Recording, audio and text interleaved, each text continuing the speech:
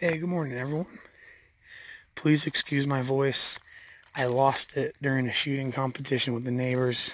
I was having a conversation through headphones, really smart. Today's video is going to be mostly visual. Zuni waffle garden update.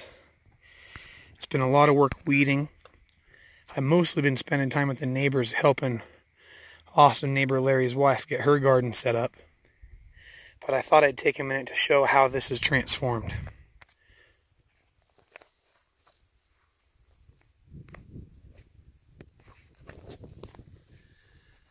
Asparagus is doing great.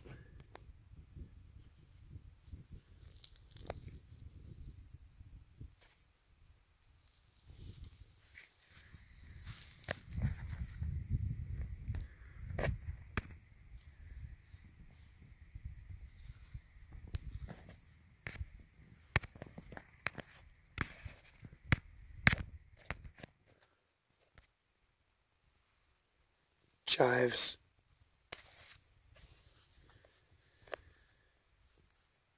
Strawberries have been transplanted.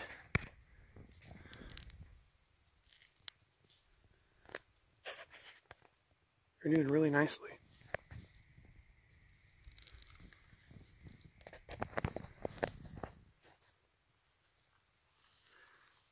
Red currant here has some berries popping up.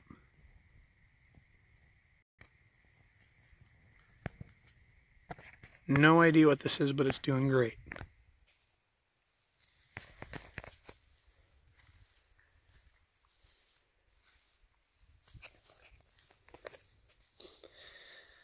I've got the west wall cleared here, ready to transplant something in these pots.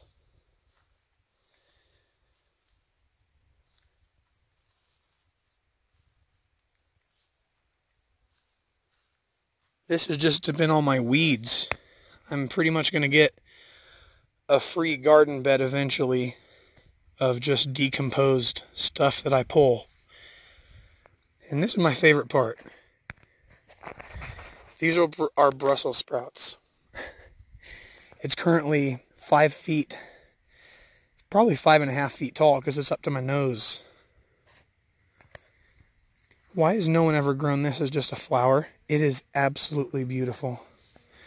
Look at how big the stalk is in the center, how it twists.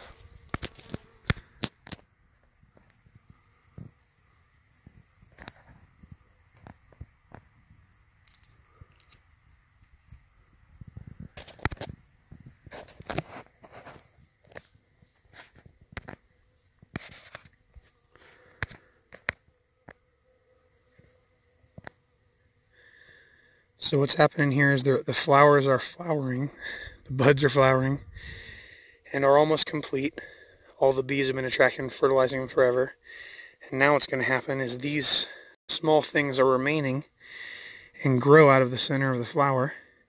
And this will be the seed pods with the Brussels sprout seeds in them. You can see lower on the plant where the older flowers are, there's already a lot more seed pods that are good to go, I guess, or getting there. See that?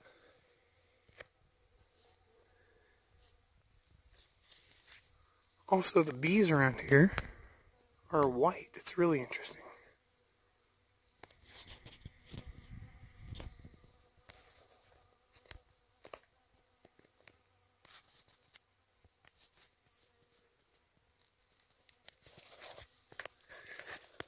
So that's the biggest one. It's just grown in this 15-gallon cloth pot in the ground. I cut one of the other stems off right here, gave it to the neighbor, and look at how big the stalk on this thing is. All these are dead leaves anyway. Look at this. About 3 inches. 2 or 3 inches diameter, not bad at all.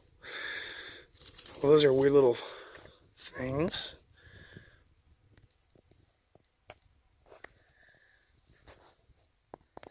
My drip system for my 5-gallon bucket over here in the corner is still going strong. There's been a lot of competition on this Brussels sprout from weeds and stuff, but it's still loving it. This one over here is also 5.5 feet tall. It's pretty much just a giant wall of Brussels sprouts. And it looks incredible. This is my favorite part of the garden right here. I really love herbs. They smell incredible when the wind blows, which is almost all the time. And I didn't really expect them to bloom like this, but my goodness.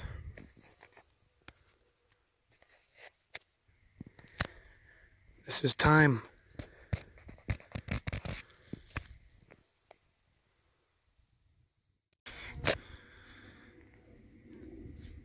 These chives are turning out a lot different than I expected them to.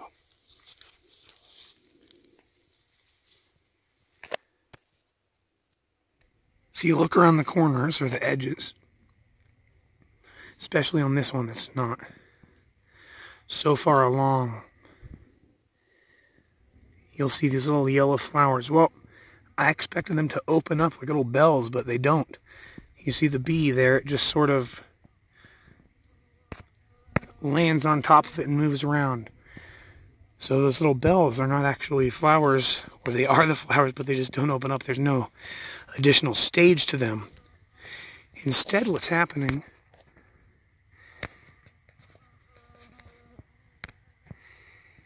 is they're pulling something else up and it's turning into small hairs. And I can see that it looks like the seeds will be coming out of these small little pouches. It's awesome.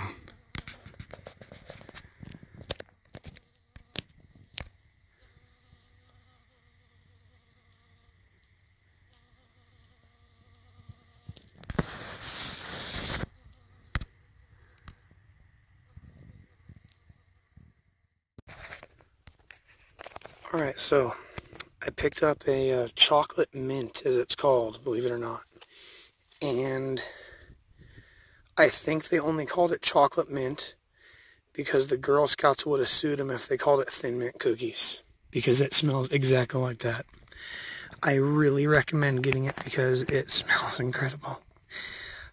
Anyway, I got no problem against buying plants at a store and then putting love and good growing practices towards them and making them huge and then harvesting them. There's absolutely nothing wrong with it. Now, how I'm going to propagate this is you see this long shoot coming off here on the side? It's huge. That is it trying to find more soil. Mint plants usually grow runners almost, not like bamboo, but similarly, they're actually considered aggressive and invasive. So, it's looking for soil. I've brought it out of a little mini greenhouse to some soil. And then the simple part is doing this. Bury the shoot, like so. Drop the soil over it. Guess what'll happen? The things that are underneath the ground, the nodes will basically understand that they're underground and start shooting up vertically. Once that is done and it's established a little bit, I can come back over here and just snip off the shoot right here, and it will have cloned itself and made a unique root system over here and will be energy independent from its mother. This is a calendula and it's doing great. It just went dormant and died off in the winter and left all, its old stuff, and the new stuff is growing right out. Same with this thing. Whatever it may be, marigold or something. Not a marigold, sorry. Geraniums family, not really sure. I need it to flower.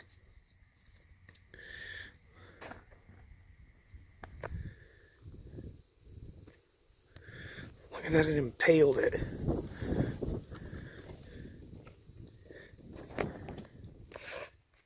There's already caterpillars and all sorts of stuff rolling around. You see it inside that little area. It's actually inside there building the web, and it started to eat the leaf here as food for all of its young, and that's the eggs you can see in there. And I will be removing it.